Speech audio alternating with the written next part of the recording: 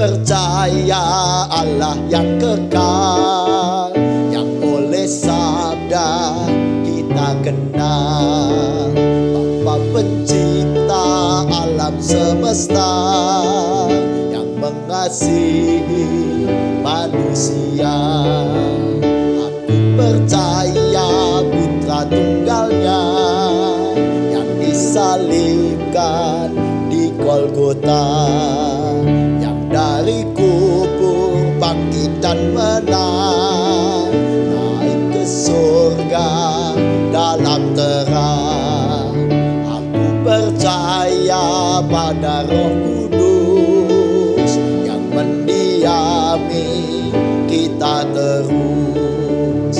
Aku percaya gereja yang esa, ku jadi suci di dalamnya.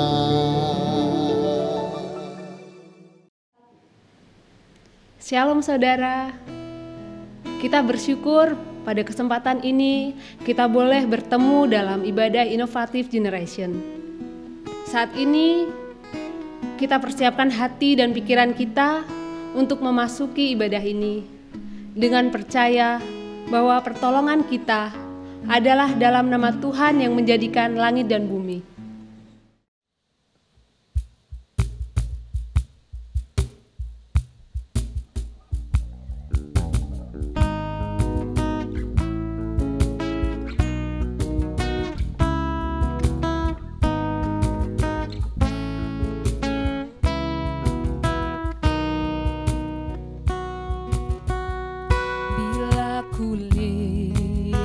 Bintang gemerlapan dan bunyi guru riuh ku dengar.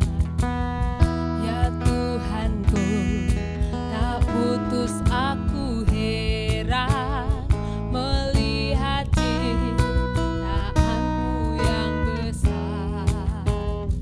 Maka jiwaku pun memujimu.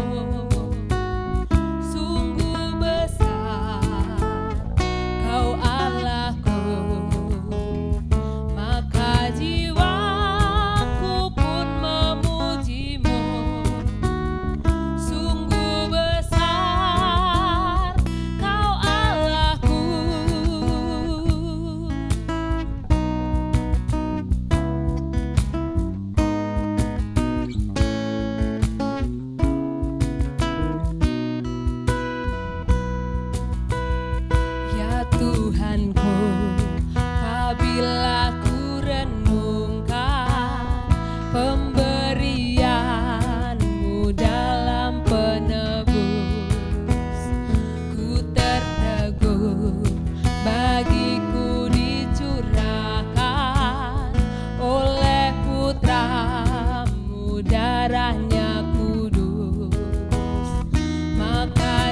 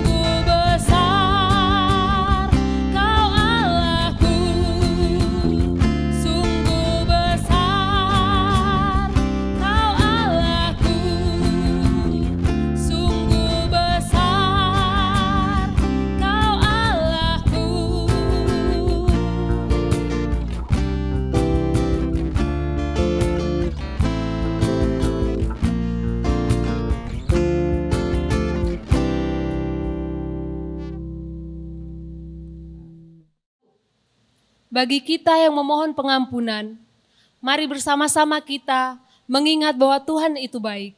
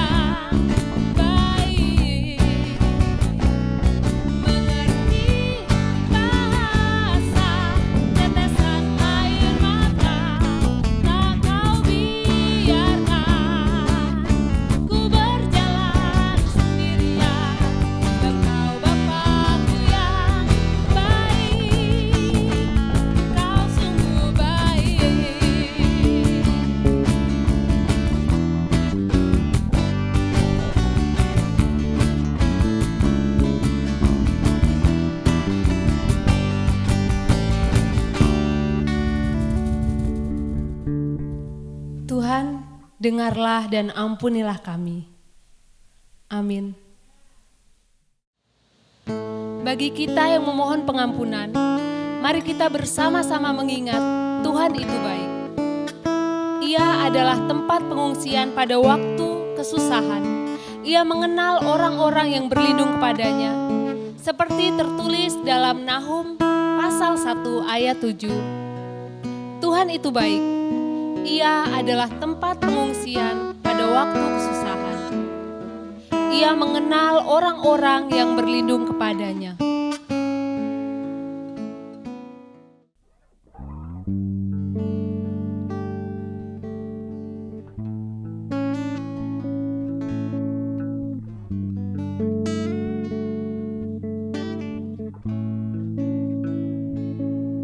Yesus, kau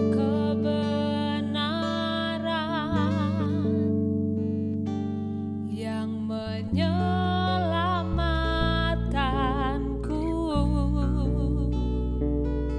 kau memberikanku hidup dan pengharapan.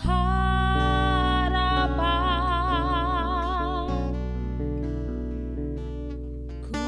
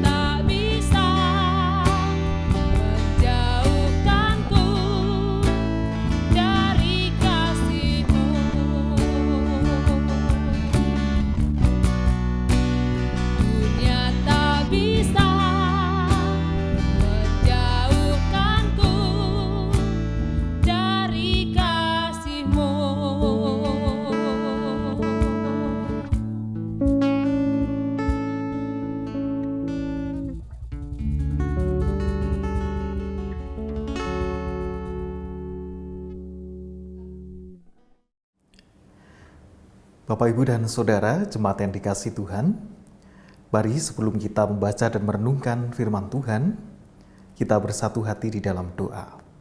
Mari kita berdoa. Allah Bapa Surgawi, Sang Sumber damai dan sejahtera kami, dalam penuh syukur di ibadah ini, kami menghadap hadirat-Mu. Kami rindu untuk membaca dan merenungkan firman-Mu, sebagai suluh di dalam kami menjalani kehidupan pemberian-Mu.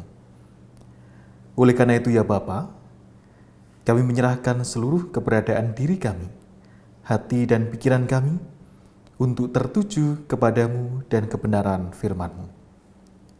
Kiranya Roh-Mu yang kudus menerangi setiap kami, terlebih hamba-Mu ini, di dalam menyampaikan sabda-Mu.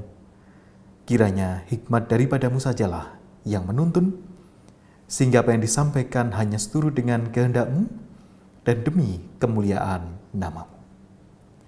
Bersabdalah ya Tuhan, kami siap untuk mendengarkan. Di dalam nama Tuhan kami Yesus Kristus, kami bersyukur dan berdoa. Amin. Bapak dan Ibu, Saudara yang dikasihi Tuhan, bacaan firman pada hari ini diambil dari Matius 5 ayat 9. Yang demikian firman-Nya. Berbahagialah orang yang membawa damai, karena mereka akan disebut anak-anak Allah. Demikianlah firman Tuhan, berbahagia setiap kita yang membaca dan memeliharanya. Haleluya. Bapak, Ibu, dan saudara-saudari yang dikasihi Tuhan, kita merenungkan sebuah tema yang menarik pada saat ini, yaitu The Peacemaker atau Sang Pembawa Damai. Nah, mungkin di awal timbul pertanyaan, apa pentingnya kita berbicara tentang damai ini? Khususnya bagi para anak-anak muda. Apa pentingnya kita berbicara tentang damai? Bapak, Ibu, dan Saudara, persoalan tentang damai itu sebetulnya menyangkut banyak hal di dalam setiap aspek kehidupan kita. Setidaknya ada 3 aspek kehidupan yang terkait erat dengan persoalan damai ini. Yaitu yang pertama, dalam hal atau aspek personal, di mana damai ini terkait dengan bagaimana kita berdamai dengan diri sendiri. Kemudian yang kedua adalah aspek relasional, yang artinya bagaimana kita berdamai atau membangun sebuah relasi yang damai dengan orang lain, dengan sesama kita. Kemudian yang ketiga adalah aspek spiritual, artinya bagaimana kita mewujudkan damai dalam relasi kita dengan Tuhan Allah. Dan yang terakhir tentu adalah aspek material. Yang dimaksud dengan damai juga sesungguhnya menyangkut dimensi kesejahteraan di dalam hidup. Nah, apalagi bagi Bapak, Ibu, Saudara, dan kita semua yang tinggal di Yogyakarta ini. Akhir-akhir ini menjadi sebuah keprihatinan bersama. Dikala fenomena klitih atau kejahatan jalanan yang semakin marak dan meresahkan banyak orang. Tidak sedikit korbannya. Bahkan orang-orang yang boleh dikatakan mereka yang tidak bersalah.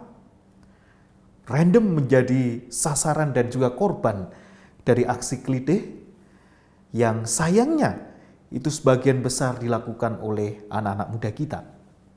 Nah, di sini menunjukkan bahwa ada 2 cara pandang di dalam melihat kehidupan khususnya orang-orang muda dalam kaitannya dengan damai ini. Yaitu yang pertama, bisa jadi orang-orang muda ini menjadi agent of violence, artinya menjadi agen-agen kekerasan. Mereka yang melakukan kekerasan tanpa alasan, tanpa sebab, dan bisa menyasar siapapun juga, bahkan orang yang mungkin boleh dikatakan innocent atau orang-orang yang tidak bersalah. Tetapi Aspek yang kedua, cara pandang yang kedua, melihat damai dan anak-anak muda. Boleh dikatakan juga bahwa anak-anak muda adalah agent of peace atau agen-agen perdamaian. Nah, dua fenomena inilah yang muncul di dalam kehidupan kita. Terlebih juga akhir-akhir ini kita melihat banyak situasi dan juga fenomena kehidupan yang menggambarkan seolah-olah damai itu tiada. Katakanlah, situasi kehidupan di sekeliling kita, di mana masih terjadi aksi-aksi kekerasan, masih terjadi pelecehan seksual, baik secara langsung maupun juga melalui media-media sosial, dan juga berbagai rupa bentuk kejahatan, sampai dengan aksi terorisme, aksi teror yang juga masih terjadi sampai sekarang ini. Bahkan di dunia sekalipun kita juga melihat perang di beberapa negara juga masih berlangsung dan menyebabkan korban yang tidak sedikit. Nah, Bapak, Ibu, dan Saudara yang dikasihi Tuhan, jikalau kita meneladan kepada Tuhan Yesus Kristus, maka kita bisa melihat bahwa sesungguhnya masalah-masalah yang muncul tadi, masalah-masalah sosial, maupun juga fenomena yang menunjukkan ketiadaan damai di dalam hidup kita, itu juga menjadi bagian dari pergumulan iman, rohani, dan spiritualitas orang percaya. Jadi tidak dipisahkan persoalan yang terjadi di dunia ini dengan pergumulan iman orang percaya. Nah, lalu bagaimana Tuhan Yesus melihat persoalan-persoalan yang demikian? Nah, yang menarik Bapak Ibu Saudara, ada seorang teolog yang bernama Henry Nouwen. Beliau menulis banyak sekali buku, khususnya terkait dengan isu-isu perdamaian, spiritualitas perdamaian, dan juga gerakan-gerakan perdamaian. Dia mengatakan begini, berdasarkan dari Injil Matius 5 ayat 9 tadi, bahwa usaha-usaha mewujudkan perdamaian sesungguhnya adalah panggilan penuh waktu yang mengikut sertakan semua anak-anak Tuhan. Artinya setiap orang percaya dipanggil untuk mewujudkan perdamaian itu di dalam konteks kehidupannya. Kita dasari tadi di dalam Matius 5 ayat 9 yang mengatakan, berbahagialah orang yang membawa damai, karena mereka akan disebut anak-anak Allah. Nah, coba sekarang kita mengingat-ingat lagi. Seberapa sering kita mendengar kata damai? Baik di dalam kehidupan sehari-hari, terlebih khusus di dalam ibadah-ibadah kita. Karena ibadah Kristiani, ibadah Kristen itu banyak sekali memunculkan kata damai. Katakanlah ketika kita saling menyapa satu dengan yang lain, maka biasa dikatakan shalom, shalom begitu. Kemudian juga di kalimat votum dan salam juga muncul, kiranya kasih karunia damai sejahtera Allah Bapa, Tuhan Yesus menyertai saudara. Bahkan kita juga mengatakan atau mengungkapkan salam damai satu dengan yang lain. Dan juga dalam kalimat berkat yang mengakhiri ibadah juga muncul kata damai sejahtera di sana. Jadi sesungguhnya kehidupan iman Kristen tidak pernah lepas dari damai itu sendiri. Nah, yang menjadi pertanyaan, apa makna damai dan damai sejahtera yang dimaksud di dalam Alkitab itu? Nah, Bapak, Ibu, dan Saudara dikasihi Tuhan, sekurang-kurangnya ada 4 makna damai yang diambil dari Alkitab. Nah, seperti kita ketahui, Alkitab Perjanjian Lama dalam bahasa Ibrani, kata damai di sana adalah shalom. Sedangkan di kitab-kitab Perjanjian Baru, kata damai di sana adalah eirene. Nah, kedua-duanya dari Perjanjian Lama maupun juga Perjanjian Baru, kata damai ini mencakup paling tidak 4 dimensi. Seperti tadi yang saya sampaikan di awal, mencakup 4 aspek. Yang pertama, aspek spiritual. Bagaimana perdamaian dengan Tuhan. Aspek moral. Bagaimana kita hidup beretika sesuai dengan nilai-nilai etis yang diajarkan Tuhan. Yang ketiga adalah aspek relasional, perdamaian dengan sesama kita, bahkan dengan alam lingkungan tempat kita tinggal. Dan yang keempat adalah aspek atau dimensi material, yang artinya damai sejahtera mewujud secara nyata di tengah kehidupan. Nah, oleh karena itulah ketika kita merenungkan tema The Peacemaker, Son of God, artinya panggilan ini juga bagi saudara, Bapak, Ibu, dan juga saya mewujudkan sebuah perdamaian di tengah-tengah kehidupan kita. Dan tentunya perdamaian yang dimaksud juga hendaknya di dalam setiap aspek kehidupan tadi. Yang pertama, aspek spiritual. Sudahkah kita damai dengan diri kita? Karena spiritualitas juga terkait dengan diri dan juga Tuhan Allah.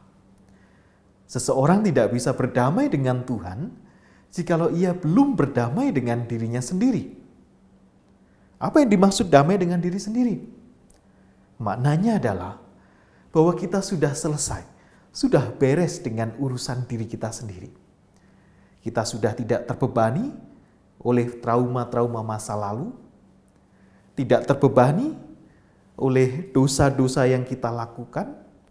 Kita tidak membutuhkan pengakuan dari sana sini, dan juga berbagai hal yang lain yang terkait dengan aspek psikologis kita secara pribadi. Nah, ini menjadi bekal perdamaian kita dengan Tuhan Allah. Artinya kita mempunyai relasi yang baik, yang damai. Karena Tuhan melalui Kristus sudah memperdamaikan kita dari dosa-dosa kita. Kemudian yang kedua, bagaimana mewujudkan shalom, eirene atau damai dalam konteks moral. Sebagai orang-orang muda maupun juga Bapak, Ibu, dan Saudara serta saya juga dipanggil untuk hidup taat kepada Allah. Tuhan Allah mempunyai perintah-perintah, petunjuk-petunjuk di sana, bahkan juga larangan-larangan yang hendaknya itu kita wujud nyatakan di tengah kehidupan. Artinya dengan kita hidup beretika, itu artinya kita mewujudkan damai di tengah-tengah kehidupan kita. Kemudian aspek relasi dengan orang lain. Kita juga mampu mewujudkan damai dengan sesama kita, orang-orang di sekeliling kita. Mulai dengan keluarga kita sendiri. Sudahkah kita betul-betul merasakan damai di tengah keluarga? Oke, di dalam kehidupan kita selalu ada yang namanya konflik, atau mungkin juga gesekan antar pribadi, atau mungkin luka-luka hati, luka-luka batin karena perkataan yang menyakiti, atau karena tindakan-tindakan yang membuat kita tidak berkenan, dan lain sebagainya. Nah, sudahkah kita mulai dengan saling memaafkan, mengampuni satu dengan yang lain? Terlebih di dalam kehidupan keluarga kita sendiri. Baik orang tua kepada anak, sudahkah betul-betul damai? Ada pengampunan di sana.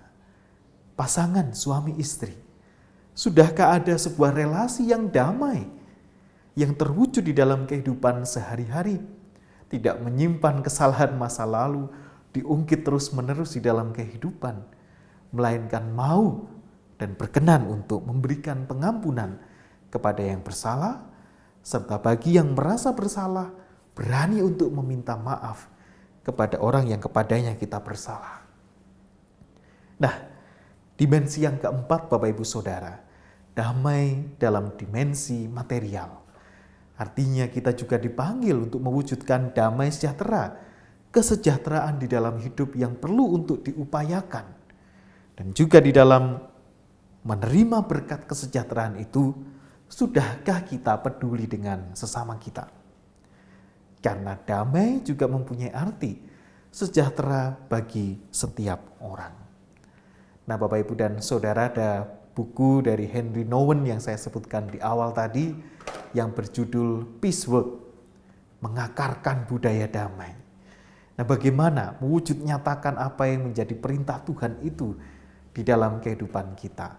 Henry Nouwen menawarkan setidaknya 4 hal atau 3 hal yang perlu dilakukan oleh orang-orang percaya. Yakni yang pertama melalui doa, kemudian perlawanan, dan juga komunitas. Nah, sebetulnya di dalam buku Henry Nouwen ini juga berdasarkan apa yang Tuhan Yesus nyatakan di dalam Matius 5 ayat 9 tadi. Artinya seorang pembawa damai itu selalu mulai dengan doa. Nah, doa di sini merupakan awal dan akhir, dasar dan tujuan, inti dan isi bagi semua orang yang memperjuangkan perdamaian. Jadi yang dimaksud pembawa damai yang berdoa adalah sudah beres dengan dirinya sendiri. Tidak butuh lagi dengan keperluan-keperluan yang bisa mengganggu tindakannya. Tidak perlu pengakuan, kekuasaan.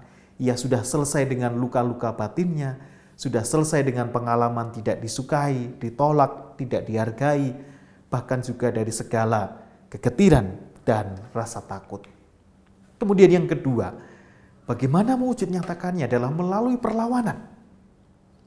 Tetapi Henry Nouwen di sini tidak bermaksud mengatakan perlawanan secara kekerasan, tidak, melainkan perlawanan untuk membela kehidupan yang dilakukan dengan sikap yang rendah hati, bela rasa bagi sesama, dan mewujud nyatakannya itu dengan penuh sukacita.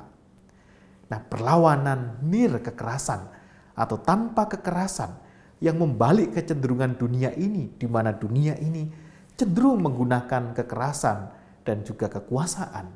Tetapi bagi Nouwen, membela kehidupan dengan kerendahan hati, bela rasa bagi sesama, dan mewujud nyatakan itu dengan sukacita. Nah, yang terakhir Henry Nouwen mengatakan di dalam bukunya Peace Work ini, bagaimana mewujud nyatakan itu semua. Sudah dimulai dengan doa, dengan perlawanan. Nah, yang terakhir adalah mewujud nyatakannya di dalam hidup berkomunitas atau hidup berpersekutuan. Nah, komunitas ini menyediakan perlindungan atau pewujud nyataan bagi doa dan perlawanan tadi untuk menghadirkan suatu langit yang baru dan bumi yang baru. Dan di dalam kehidupan komunitas kita, persekutuan kita akan terhindar dari kecenderungan untuk individualisme. Kemudian hidup dalam komunitas, pengakuan dan pengampunan akan mengubah kehidupan kita sebagai pembawa damai. Jadi pembawa damai itu bisa diwujud nyatakan mulai dengan doa kita, upaya-upaya kita memperjuangkan kehidupan, dan kita wujud nyatakan di dalam komunitas terdekat kita. Nah, Bapak Ibu dan Saudara yang dikasihi Tuhan, khususnya dalam ibadah Innovative Generation ini, banyak anak-anak muda yang mengikutinya. Nah, seperti kami sampaikan di awal tadi, bahwa anak-anak muda bisa menjadi dua hal yang terkait dengan damai ini. Apakah menjadi agen kekerasan atau agen pembawa damai. Nah, dari berbagai buku dan juga jurnal menunjukkan bahwa bukti-bukti nyata, fakta-fakta di mana anak-anak muda itu mampu menjadi agen perdamaian yang mewujudkan perubahan yang nyata di tengah-tengah kehidupannya. Mereka bisa menjadi agent of positive social change, artinya agen-agen yang membawa perubahan yang positif, dan juga menjadi para pembawa damai atau peace builder. Nah, biasanya itu banyak diinisiasi oleh orang-orang muda melalui gerakan lintas iman, gerakan kepedulian, melalui donasi seperti di Kitabisa dan juga berbagai platform yang lain. Itu seringkali juga diinisiasi oleh orang-orang muda. Nah, kemudian juga di dalam berbagai aspek kehidupan yang lain, seperti kami sampaikan di awal tadi, bahwa damai itu mencakup banyak aspek dalam kehidupan. Maka bagi orang-orang muda yang mempunyai banyak energi, banyak kreativitas, dan juga visi ke depan, maka hendaknya menggunakan itu semua untuk mewujud nyatakan damai sejahtera tadi. Nah, Ibu Bapak dan saudari-saudara yang dikasihi dan mengasihi Tuhan, kiranya apa yang kita maknai di dalam damai atau peacemaker, para pembawa damai ini sungguh mewujud nyata di dalam kehidupannya. Nah, pembawa damai nir kekerasan. Mereka bekerja keras, mereka forgiving, mau atau mampu mengampuni, mereka kreatif dan juga mereka action oriented. Artinya berpusat pada aksi-aksi nyata yang mewujudkan damai sejahtera di dalam kehidupan. Siapapun Bapak Ibu Saudara bisa menjadi peacemaker, bisa menjadi pembawa damai sejahtera. Dan oleh karena itulah kita semua akan disebut sebagai anak-anak Allah karena membawa damai sejahtera di tengah-tengah kehidupan ini. Tuhan memberkati. Amin. Bapak, Ibu, dan Saudara, marilah saat ini kita bersatu hati di dalam doa. Mari kita berdoa. Tuhan Allah Bapa Surgawi, Tuhan Sang Sumber damai sejahtera kami. Kembali kami menghadap hadirat-Mu mengaturkan puji dan syukur kami atas perlindungan firman yang sudah kami dengarkan.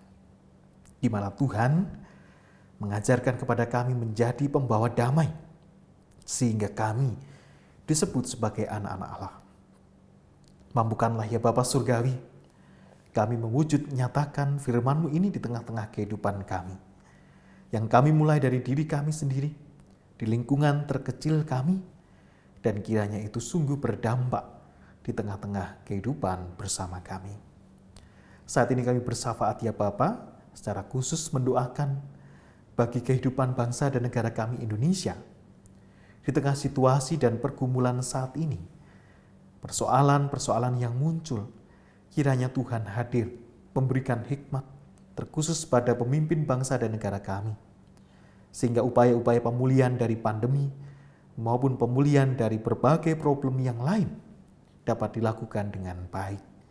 Sehingga damai sejahtera sungguh mewujud nyata di tengah kehidupan. Kami berdoa ya Bapa, untuk gereja Tuhan dimanapun berada, dan secara khusus GKI Gejayan. Kiranya damai sejahtera-Mu sungguh hadir di tengah-tengah gereja-Mu di tempat ini. Para majelis maupun seluruh jemaatnya mampu mewujud nyatakan damai sejahtera di tengah-tengah kehidupannya. Demikian pula ya Bapa, kami mendoakan bagi seluruh warga jemaat, baik mulai dari yang lansia, yang dewasa, muda-mudi, remaja, dan terlebih juga anak-anak. Kiranya tetap menjadi kesatuan di dalam keluarga Allah yang dipanggil mewujudkan damai sejahtera di tengah-tengah kehidupannya. Keluarga-keluarga kiranya Tuhan senantiasa berkati, lindungi, anugerahkan kekuatan dan kesehatan. Juga terlebih khusus Bapa Surgawi, kami mengingat saudara-saudari kami yang mungkin saat ini sedang sakit dan dalam masa pemulihan, atau yang mungkin juga ada yang sedang berduka, sedang menghadapi pergumulan-pergumulan kehidupan. Kami berserah pada pertolongan yang daripada-Mu, kiranya Engkau berkenan memulihkan dan menjadikan setiap kami saluran berkat untuk mendatangkan damai sejahtera di tengah kehidupannya. Ya Bapa, inilah pokok-pokok syafaat yang kami nyatakan kepada-Mu, yang seutuhnya kami serahkan di dalam nama Tuhan kami Yesus Kristus, Sang Sumber damai kami. Amin. Jemaat yang terkasih, mari kita bawa ungkapan syukur kita di dalam doa. Mari kita bersatu di dalam doa. Segala puji dan syukur senantiasa kami panjatkan di hadirat-Mu yang kudus Tuhan. Tuhan, sungguh kami mengucap syukur kalau saat ini kami boleh mempersembahkan sebagian dari berkat yang sudah Tuhan berikan di dalam kehidupan kami. Biarlah Tuhan persembahan yang sudah kami kumpulkan ini, kiranya Tuhan berkati, Tuhan sucikan, agar kiranya persembahan ini boleh dipakai di dalam kemuliaan nama Tuhan, di gereja-Mu ini Tuhan. Berkati ya Tuhan, untuk mereka yang akan mengelola persembahan ini. Biarlah kiranya persembahan ini benar-benar dipergunakan dengan baik. Dan biarlah kiranya Tuhan juga memberkati setiap tangan-tangan yang sudah memberikan persembahan ini. Tuhan, biarlah kiranya Tuhan terus memberkati kehidupan kami, Tuhan terus berkati usaha kami, pekerjaan kami. Biarlah di dalam pekerjaan dan usaha kami masing-masing, Tuhan juga melimpahkan berkat di dalam kehidupan kami. Dan melalui itu semuanya Tuhan, kiranya Tuhan izinkan untuk kami boleh untuk menyalurkan berkat di dalam kehidupan kami bagi orang-orang yang membutuhkan. Tuhan, apabila di dalam memberikan persembahan kami Tuhan, ada hal yang tidak berkenan di hadapan-Mu, kiranya Tuhan ampuni, Tuhan sucikan, dan Tuhan layakkan. Biarlah Tuhan, kiranya Tuhan izinkan kami untuk kami boleh mempersembahkan seluruh hidup dan kehidupan kami sebagai persembahan yang harum dan berkenan di hadapan-Mu. Inilah ya Tuhan, doa permohonan kami. Di dalam nama Putra-Mu Tuhan kami, Yesus Kristus, kami berdoa dan bersyukur. Amin. Di dalam syukur, hal yang baik menjadi semakin baik, hal yang berat menjadi terasa ringan. Mari hidup sebagai pribadi yang mengucap syukur dalam segala hal. Sebagaimana dikatakan dalam 1 Tesalonika 5 ayat 18. Mengucap syukurlah dalam segala hal, sebab itulah yang dikehendaki Allah di dalam Kristus Yesus bagi kamu.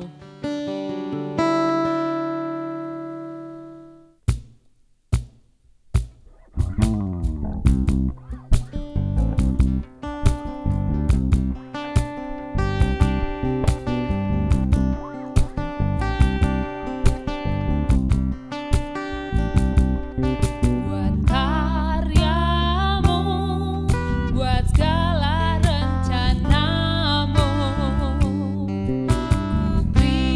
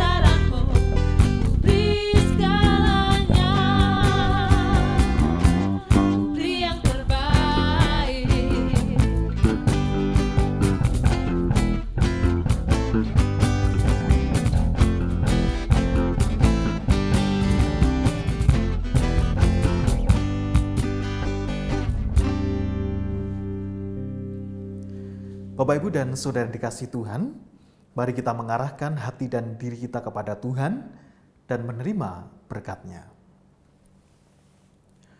Tuhan memberkati engkau dan melindungi engkau. Tuhan menyinari engkau dengan wajah-Nya dan memberi engkau kasih karunia. Tuhan menghadapkan wajah-Nya kepadamu dan memberi engkau damai sejahtera. Amin.